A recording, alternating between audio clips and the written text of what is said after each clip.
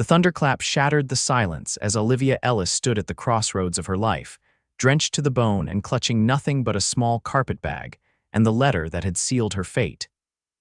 Arizona Territory, 1878, a place where dreams came to die or be reborn in the unforgiving desert sun. Behind her lay the remnants of a life she could no longer return to. Ahead, nothing but uncertainty and the whispered promise of a new beginning. The stagecoach had left her at Copper Creek, a dusty settlement that barely deserved the name town. One main street lined with weathered buildings, their facades bleached by years of relentless sun. A saloon, a general store, a small church, and scattered dwellings that housed the 100 or so souls who called this place home. Olivia's honey-colored hair hung in wet ropes around her face as she made her way toward the only establishment with a light still burning Hartwell's boarding house. The rain pelted her back, each drop a reminder of the tears she had refused to shed since leaving Boston 3 weeks ago. "You're barren, Olivia, worthless as a wife." Her husband Charles's words still rang in her ears, the memory of them sharper than any physical blow. 5 years of marriage, 5 years of desperate hoping, and finally the devastating verdict from the doctor. She would never bear children. Charles hadn't waited a week before sending her away, already speaking of a new marriage to a woman who could give him heirs. The boarding house door creaked as Olivia pushed it open, revealing a modest front room with worn but clean furnishings. A plump woman with silver-streaked hair looked up from her mending, her eyes widening at the sight of the drenched stranger in her doorway. "Good heavens, child, come in before you catch your death," the woman bustled forward, taking Olivia's carpet bag. "I'm Martha Hartwell." "You must be the new schoolteacher we've been expecting." Olivia hesitated, then nodded. The letter in her pocket, an offer of employment arranged by her cousin in Denver, was her only hope now. "Yes, madam, Olivia Ellis. I apologize for my appearance." "Nonsense. That stagecoach is always late, especially in weather like this." Martha guided her to a chair near the small fire. "We weren't sure you'd come.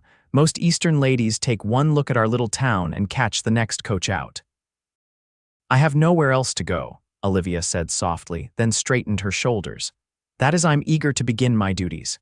Martha's kind eyes revealed she understood more than Olivia had said. "Well, you're here now. School starts in 2 days. The children need a teacher, and we need someone with proper education. Your room is ready upstairs, small but clean. Rest tonight, and tomorrow I'll introduce you around town." That night, Olivia lay in the narrow bed listening to the rain drum against the roof. 26 years old, and starting over in a place where no one knew her shame.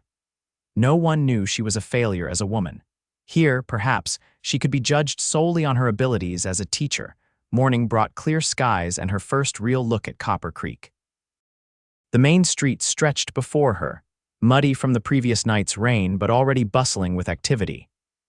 Men in dusty work clothes, women in practical frontier dresses, and children darting between buildings, a far cry from Boston's cobblestone streets and society ladies. Martha proved an enthusiastic guide, introducing Olivia to everyone they encountered. The storekeeper, Mr. Dawson. The blacksmith, a burly man named Ferguson. The mayor, who doubled as the town's only lawyer. Each greeted her with varying degrees of curiosity and welcome. "And this," Martha said as they approached the saloon, "is where you'll want to avoid. Not proper for a schoolteacher to be seen near Sullivan's."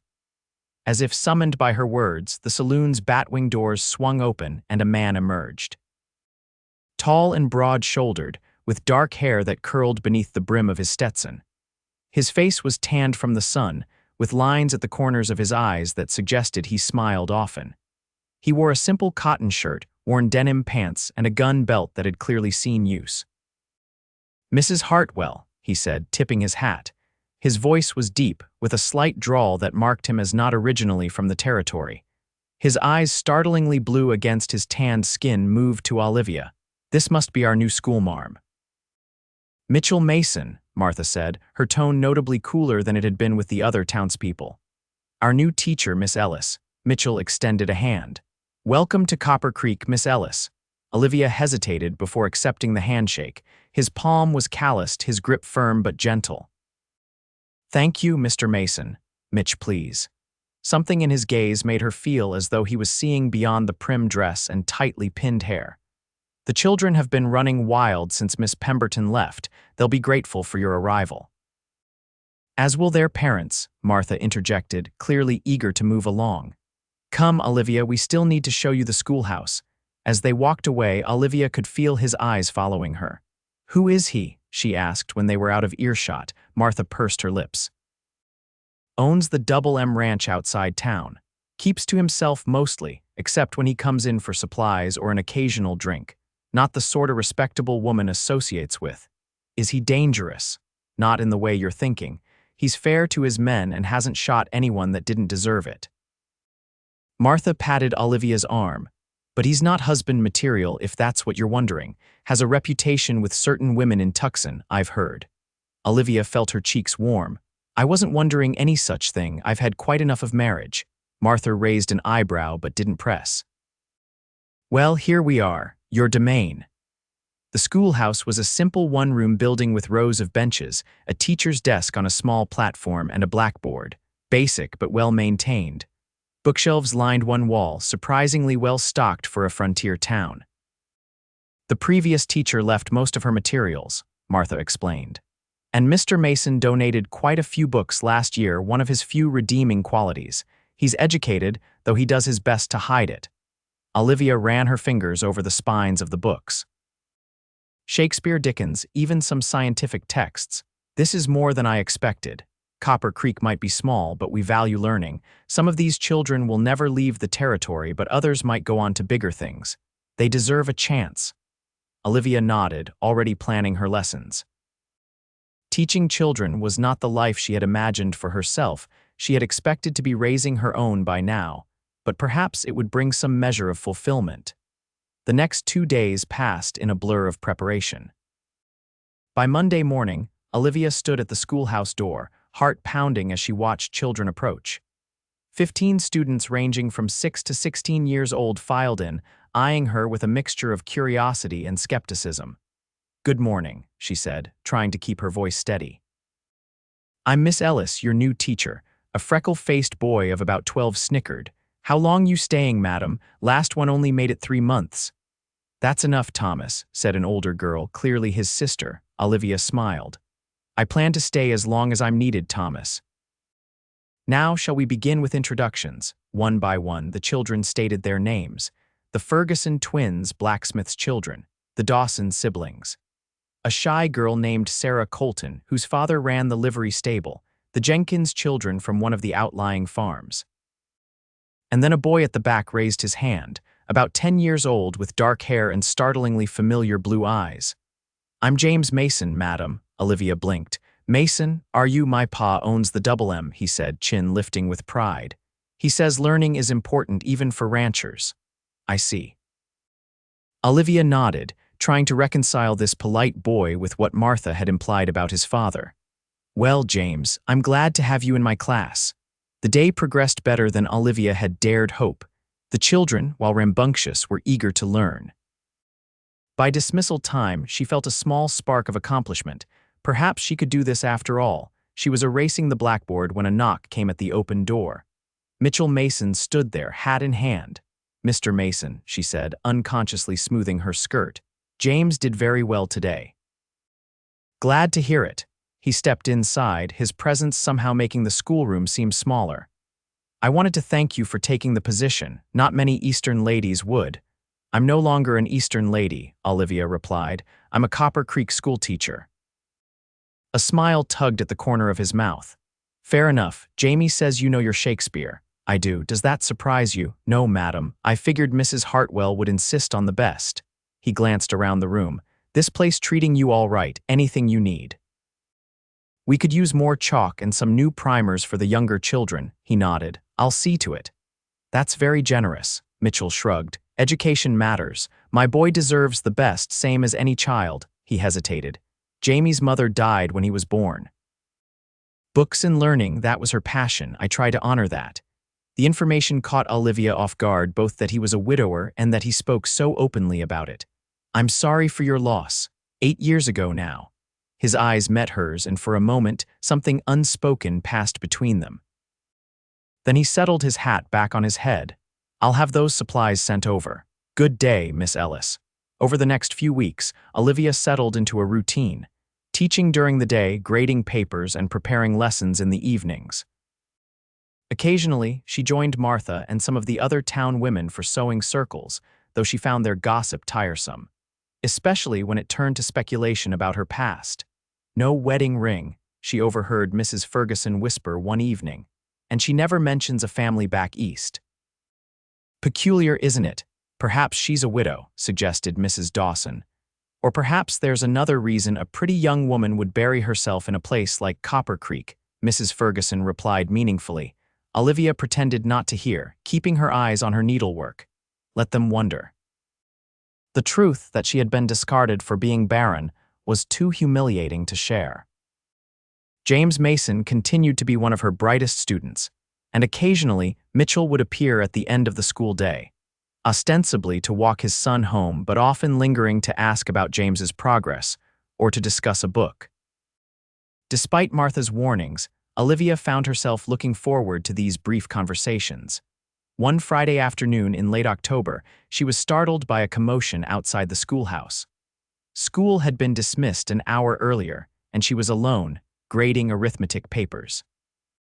The sound of horses and men's voices drew her to the window.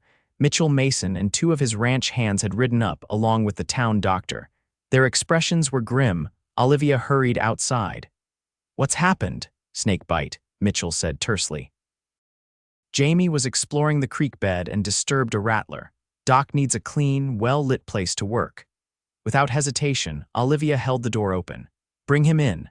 They carried James to her desk, laying him down carefully.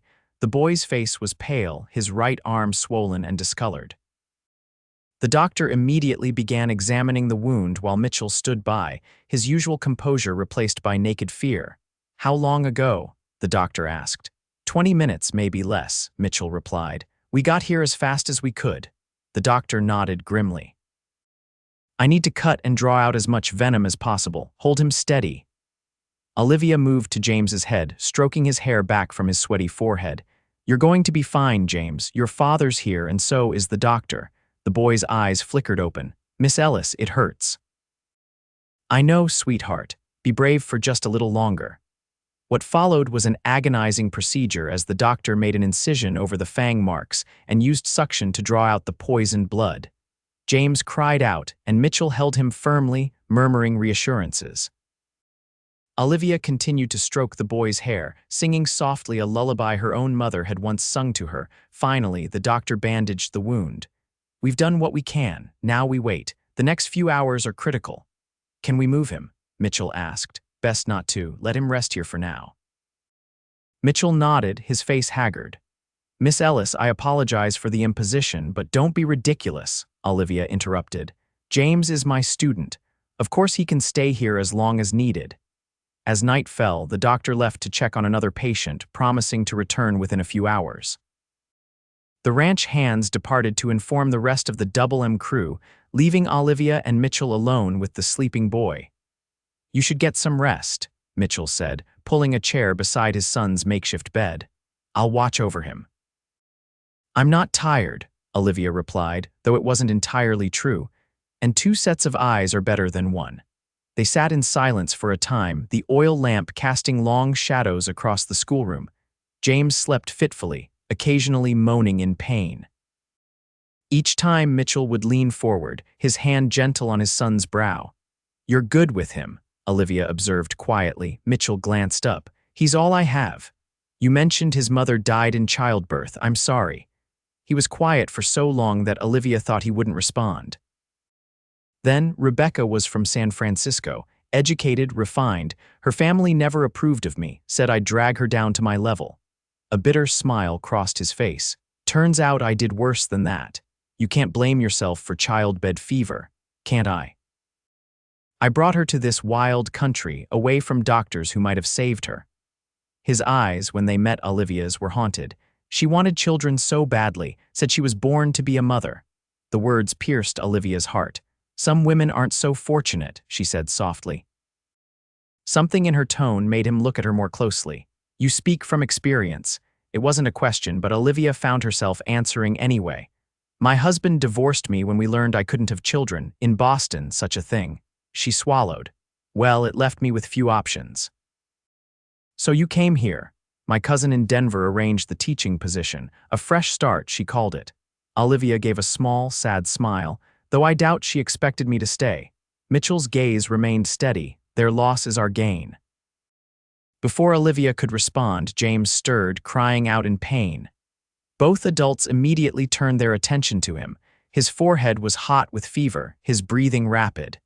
We need to cool him down, Olivia said, already moving to soak a cloth in the water bucket. Together, they worked through the night, bathing James's face and body to bring down the fever, coaxing him to take sips of water when he was conscious. Toward dawn, the crisis seemed to pass. The boy's breathing evened out, and his skin felt cooler to the touch. The doctor returned as the first light of day filtered through the schoolhouse windows. After examining James, he smiled for the first time. The worst is over. He's young and strong. With rest, he'll recover fully. Mitchell's shoulders sagged with relief. Thank God. And thank Miss Ellis, the doctor added. Your care through the night made the difference. Mitchell turned to her, and Olivia was startled by the naked emotion in his eyes. I don't know how to thank you. Exhausted as she was, Olivia felt a warmth spread through her chest. There's no need. Anyone would have done the same. No, he said quietly. Not anyone. The incident marked a turning point. James recovered quickly and was back in school within a week, sporting his bandaged arm like a badge of honor among his classmates. But the more significant change was in Mitchell's demeanor toward Olivia. The careful distance he had maintained vanished, replaced by a warmth that both thrilled and frightened her. He began appearing at the schoolhouse more frequently, sometimes bringing small gifts, a book for the school library, fresh apples from his orchard, once even a bouquet of wildflowers that caused a storm of whispers among the students. Martha noticed, of course. You're playing with fire, Olivia, she warned one evening as they sat in the boarding house parlor. Mitchell Mason isn't the marrying kind, not since his wife died. We're friends, Olivia protested, though she knew her flushed cheeks betrayed her. He's grateful for my help with James, that's all. Martha's expression was skeptical. Just be careful. This town watches everything you do. A schoolteacher's reputation is fragile. Olivia knew Martha was right, but she couldn't bring herself to discourage Mitchell's attention. For the first time since Charles had cast her aside, she felt valued not just as a teacher, but as a woman. November brought colder weather and preparations for Thanksgiving. The town planned a communal celebration in the church, with each family contributing to the feast. Olivia, having no family of her own, offered to help Martha with her considerable baking. 2 days before the celebration, Mitchell caught her after school. Miss Ellis, Olivia, he said, the use of her given name sending a shiver through her that had nothing to do with the brisk wind. Would you do us the honor of joining the Double M for Thanksgiving dinner? Jamie and I would be grateful for your company. Olivia hesitated. Dining alone with Mitchell at his ranch would certainly set tongues wagging. I've already promised to help Mrs. Hartwell with the town celebration. Disappointment flickered across his face. Of course, perhaps another time. You and James could join us at the church, she suggested impulsively. The whole town will be there. He smiled then, a genuine smile that transformed his features. We'd be delighted. Thanksgiving Day dawned clear and cold. The church was decorated with autumn leaves and harvest bounty, tables arranged in rows to accommodate the entire community. Olivia wore her best dress, a deep green wool that brought out the amber in her eyes, and found herself nervously watching the door for Mitchell and James. They arrived just as the minister was about to say grace. Mitchell had clearly made an effort with his appearance. His dark hair was neatly combed, his shirt crisp, his usual work clothes replaced by a proper suit. James, beside him, was similarly polished.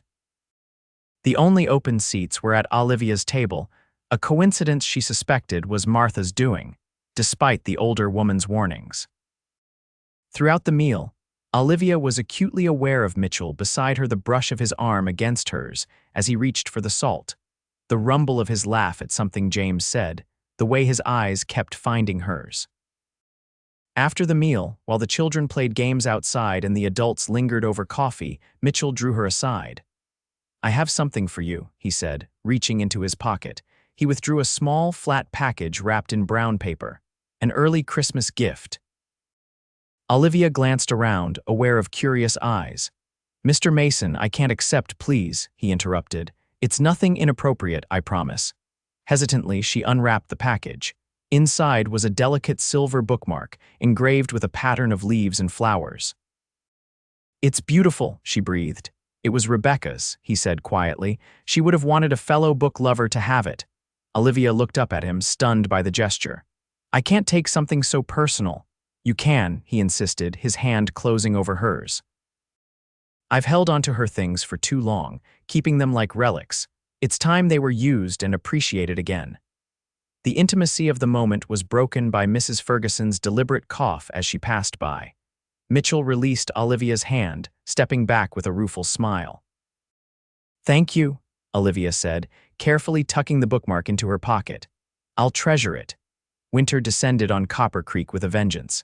December brought heavy snow that sometimes made it impossible for the children from outlying farms and ranches to reach the schoolhouse. Olivia used these days to catch up on grading and to work on special lessons for when her full class returned. During one such storm, she was surprised by a knock at the schoolhouse door. Opening it, she found Mitchell, snow dusting his hat and shoulders. "Mr. Mason." "What are you doing out in this weather?" "Delivering Christmas gifts," he said, holding up a crate. "Books for the school library, and please, after all this time, can't you call me Mitch?" she smiled, stepping back to let him enter. "Very well, Mitch, though only when we're alone." "I must maintain some propriety. Heaven forbid we scandalize Copper Creek," he said with mock seriousness, but his eyes were warm as they rested on her. "May I?" He gestured to the wood stove in the corner. "Of course." Olivia watched as he removed his coat and hat, hanging them near the stove to dry. The domesticity of the scene struck her how natural it felt to have him here, warming himself in her domain. He began unpacking the crate, revealing an impressive collection of books. These came from Tucson. "The bookseller there owed me a favor." Olivia ran her fingers over the volumes. History, science, literature, all topics she had mentioned wanting to teach. "This is incredibly generous. Consider it a gift to the entire town," he paused. "And a thank you." "For what?" "For making my son love learning, for making him excited to come to school each day." Mitchell's expression grew serious. "Jamie talks about you constantly. Miss Ellis says this, Miss Ellis showed us that." Olivia felt a flush of pleasure. "He's a wonderful student. You should be proud." "I am." Mitchell moved closer, close enough that Olivia could see the snowflakes melting in his eyelashes. "But I didn't brave this storm just to deliver books or sing my son's praises." Her heart began to race. "Oh, I wanted to see you," his voice lowered. "To ask if you would do me the honor of accompanying me to the Christmas Eve social." The annual Christmas Eve gathering was the social highlight of Copper Creek's year. Unlike Thanksgiving, which was family-oriented, the Christmas Eve social was known for its dancing and matchmaking. For Mitchell to ask her publicly would be a clear statement of his intentions. "People will talk," she said, though the objection sounded weak even to her own ears. "Let them." His hand came up to gently touch her cheek. "I've cared too much about what people think for too long, haven't you?" The truth of his words struck her. She had lived her entire life by other people's expectations, her parents, her husband's, and now the town's. Always careful, always proper, always afraid of judgment. "Yes," she whispered. "I have." "Then say yes." His thumb brushed over her lower lip, sending a jolt of heat through her. "Say you'll come with me." "Yes." His smile was like sunrise breaking over the mountains. For a moment, Olivia thought he might kiss her, but he stepped back, ever the gentleman despite the desire evident in his eyes. "I should go before the snow gets worse," he said, reluctantly donning his coat and hat. "But I'll see you Sunday." Sunday, she confirmed, already counting the days. The Christmas Eve social was everything Copper Creek had promised. The church hall was transformed with evergreen boughs and candles, a massive tree decorated with handmade ornaments dominating one corner. A small band of local musicians provided lively tunes, and tables laden with food and punch lined the walls. Olivia had spent hours on her appearance, wearing her best dress, a deep red wool that she had carefully altered to the latest fashion she remembered from Boston. Her honey-colored hair was arranged in an elegant knot, with a few soft curls framing her face. Mitchell arrived precisely on time to escort her from the boarding house, James in tow.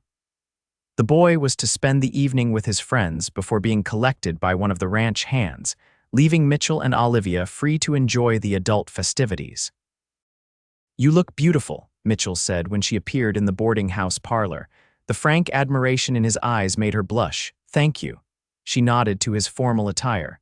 "You clean up rather well yourself, Mr. Mason." His laugh was warm. High praise from a Boston lady. Martha, watching from her rocking chair, made a disapproving noise. "Remember, you're representing the school, Olivia." "I'll have her home at a respectable hour, Mrs. Hartwell," Mitchell promised, offering Olivia his arm. Their entrance to the social caused the expected stir. Conversations paused, heads turned, and Olivia could practically feel the speculation buzzing around them. But Mitchell seemed oblivious, guiding her through the crowd with easy confidence, introducing her proudly to the ranchers and their wives who hadn't yet met the town's schoolteacher. When the music started, he led her onto the dance floor without hesitation. "I should warn you," he said as he took her in his arms, "I'm not much of a dancer." "Then we're well matched," she replied with a smile. "My dancing master called me hopelessly clumsy." But there was nothing clumsy about the way they moved together. Mitchell might not have had formal training, but he had natural grace, and Olivia found herself following his lead effortlessly. As they turned about the floor, she was aware of nothing but his hand at her waist, his eyes on hers, and the strange, wonderful feeling that she was exactly where she belonged.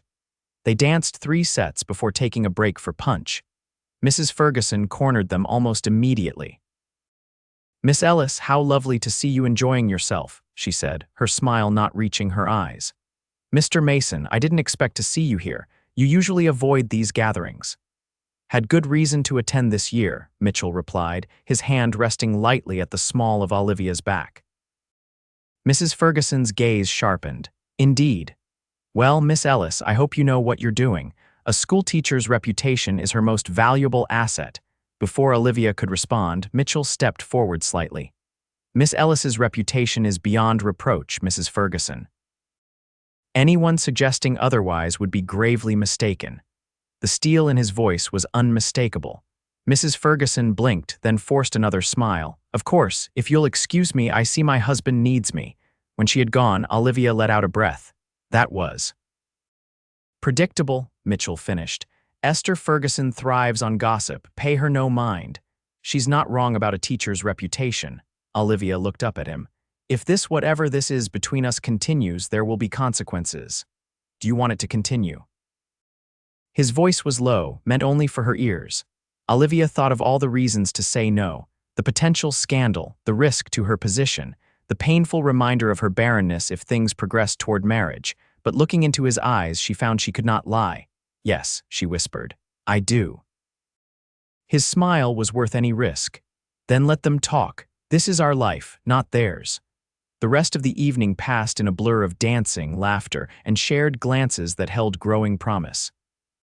When it came time to leave, Mitchell escorted her back to the boarding house, their breaths making white clouds in the cold night air. At the door, he took her hands in his. "Olivia, I want to court you properly. With your permission." Her heart soared even as caution whispered in her mind. "There's something you should know first, something important. If it's about your former marriage, I already figured that much.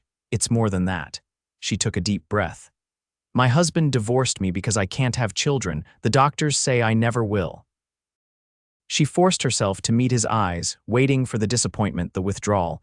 Instead, his hands tightened on hers. "And he cast you aside for that, the fool." Olivia blinked, certain she had misheard. "Mitch, I'm telling you I'm barren. I can never give you more children." "I heard you." His voice was gentle but firm. "And I'm telling you it doesn't matter to me. I have Jamie, and if we want more children, there are always orphans in need of homes." Tears welled in Olivia's eyes.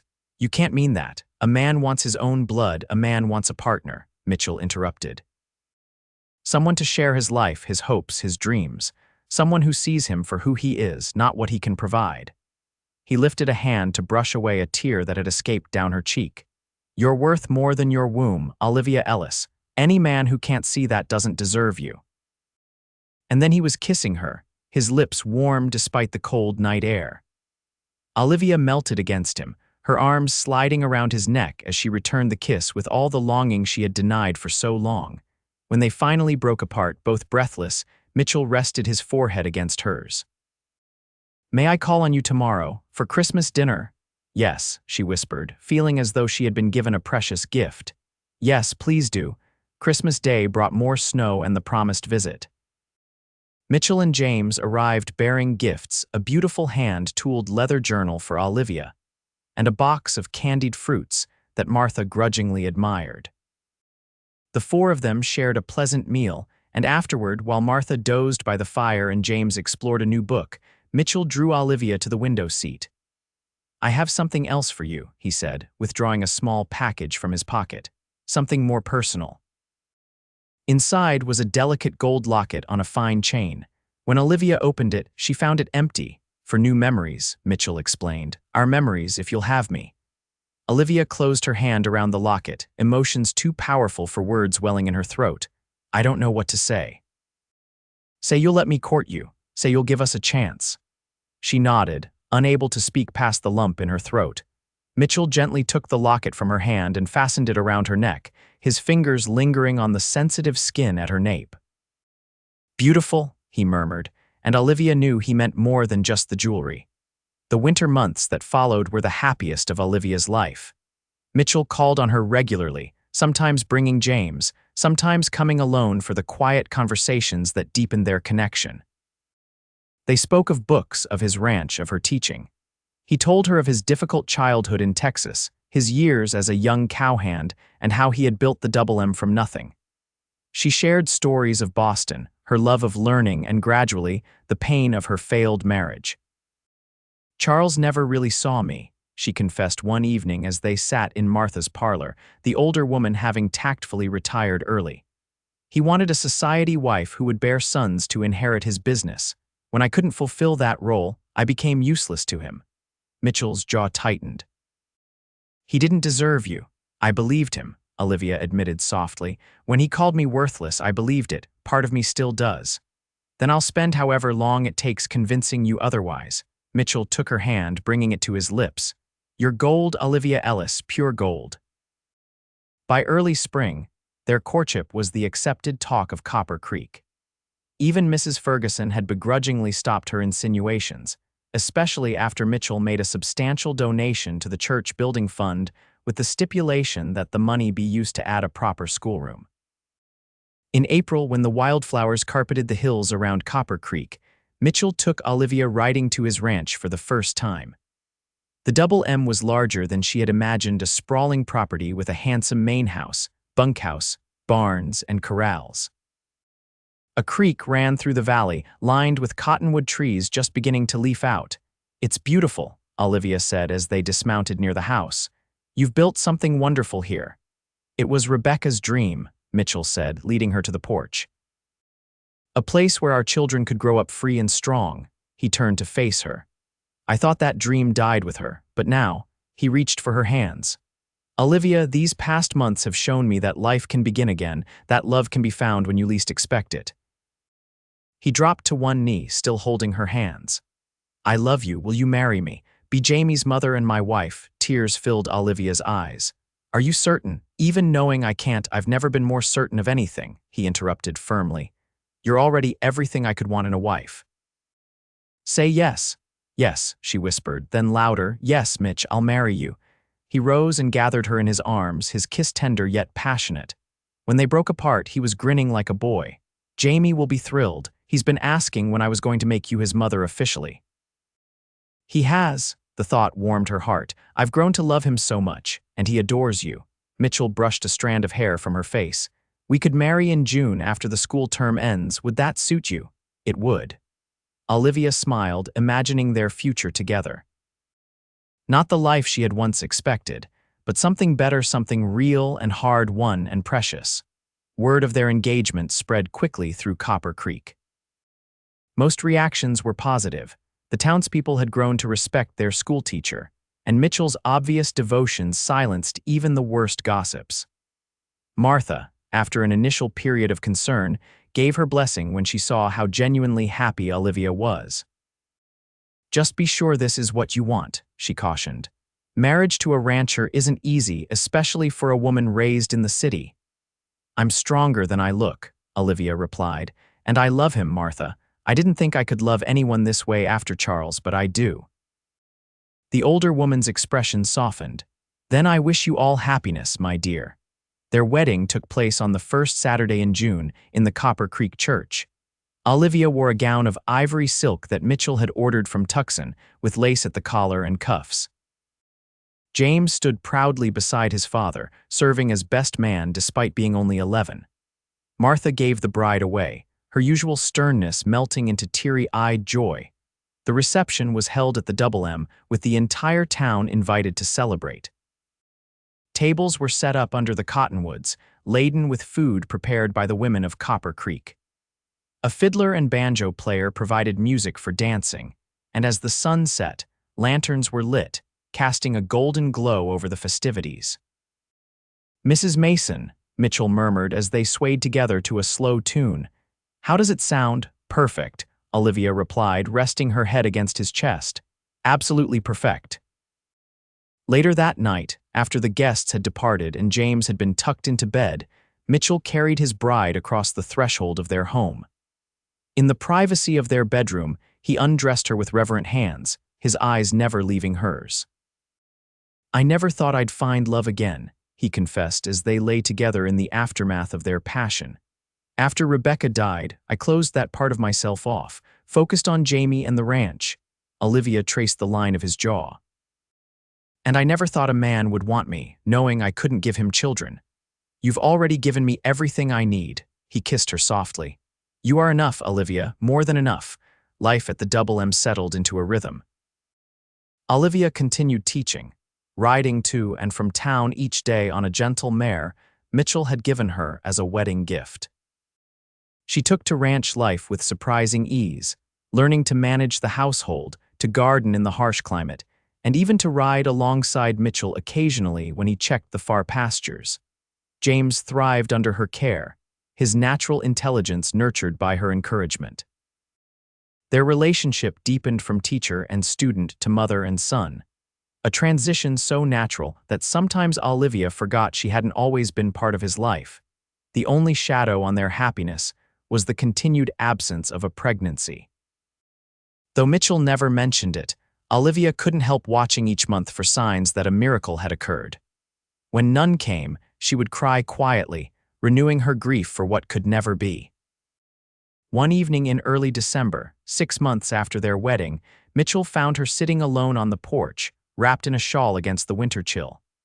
"Jamie's asleep," he said, settling beside her on the swing, reading that new adventure book until his eyes wouldn't stay open. Olivia smiled faintly. "He's growing so fast." Mitchell studied her face in the dim light from the window. "What's troubling you, love? You've been quiet all day." She hesitated, then decided on honesty. "My monthly arrived this morning. I know it's foolish to hope, but each time it comes, I feel the loss anew." Mitchell wrapped an arm around her shoulders. "It's not foolish to hope. But the doctors said doctors don't know everything." He pressed a kiss to her temple. "But even if they're right, it changes nothing between us. You're my wife, Jamie's mother, and the heart of this home." Olivia leaned against him, drawing strength from his steadfast love. "Thank you for always knowing what to say. Years of practice saying the wrong thing," he chuckled. "I've learned the hard way." They sat in comfortable silence for a time, watching the stars emerge in the clear desert sky. Finally, Mitchell spoke again, his voice thoughtful. "I've been thinking about something. There's a half-Navajo girl at the mission in Tucson, about 4 years old. Her mother died last year and the father isn't in the picture. The nuns are looking for a family to take her." Olivia straightened, turning to look at him. "You're thinking of adopting her?" "I'm thinking our family has room for another child who needs love." His eyes met hers. "What do you think?" Emotion welled in Olivia's throat. "I think you're an extraordinary man, Mitchell Mason. Is that a yes?" "That's a yes." She kissed him, her heart full. When can we go to Tucson? They made the journey just before Christmas, taking James with them. The little girl, whose name was Luna, was shy at first, watching them with solemn dark eyes from behind Sister Maria's skirts. But when James offered her the wooden horse he had carved himself, she slowly emerged, fascination overcoming fear. By the end of their visit, Luna was sitting on Olivia's lap, playing with the locket around her neck. When it was time to leave, she clung to Olivia, unwilling to let go. "We'll be back soon," Olivia promised, her own eyes wet with tears. "After Christmas, we'll come take you home." The paperwork took longer than expected, bureaucracy moving slowly even in the territory. It was late January before they were able to return to Tucson and officially welcome Luna into their family. The journey home was joyous. The little girl's wonder at everything around her, the vast landscape, the cattle, the ranch house, reminding them all how blessed they were. James took to his role as big brother with surprising enthusiasm, showing Luna around the ranch, teaching her English words to supplement the Spanish she knew, and fiercely protecting her from imagined dangers. Olivia watched their bond develop with a full heart, marveling at how naturally Luna fit into their family. In March, just as the first wildflowers began to appear, Olivia fell ill. At first, she attributed it to a passing sickness, but when the nausea persisted, particularly in the mornings, a wild hope began to form. She said nothing to Mitchell, not wanting to raise false expectations. But after 3 weeks, when her monthly still hadn't arrived and her dresses began to feel snug around the waist, she finally consulted the doctor during a supply trip to town. His examination confirmed what she had scarcely dared believe. "Congratulations, Mrs. Mason, you're with child." "About 3 months along, I'd estimate." Olivia stared at him in disbelief. "But that's impossible. I was told I could never conceive." The doctor smiled kindly. "Medicine isn't an exact science, my dear. Sometimes the body heals in ways we don't understand." Or perhaps the Eastern doctors were simply wrong. She rode home in a daze, her hand occasionally straying to her still flat stomach. A baby, Mitchell's baby, the miracle she had stopped believing could happen.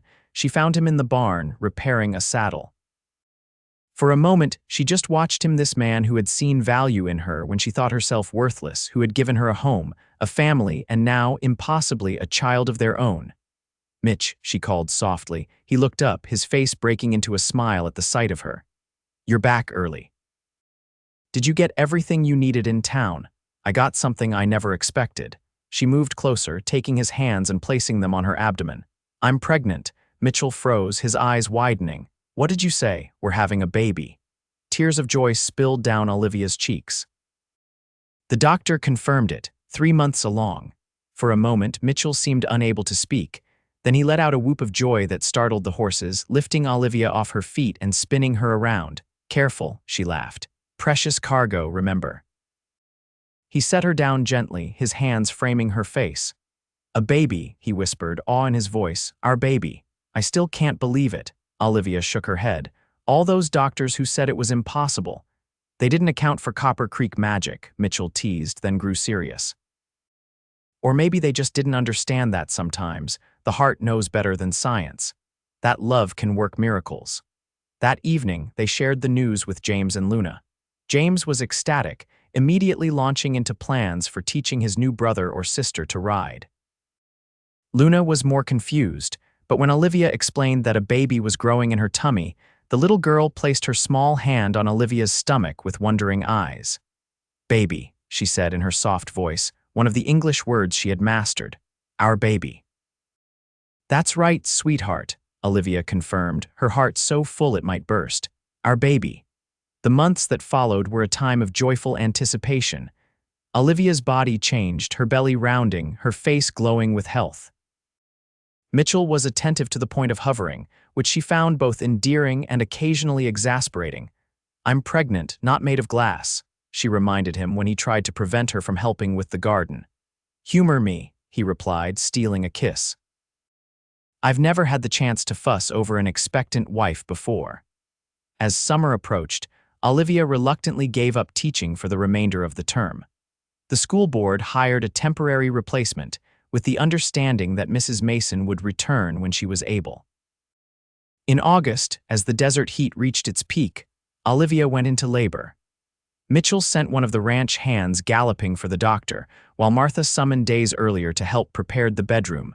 The birth was long and difficult.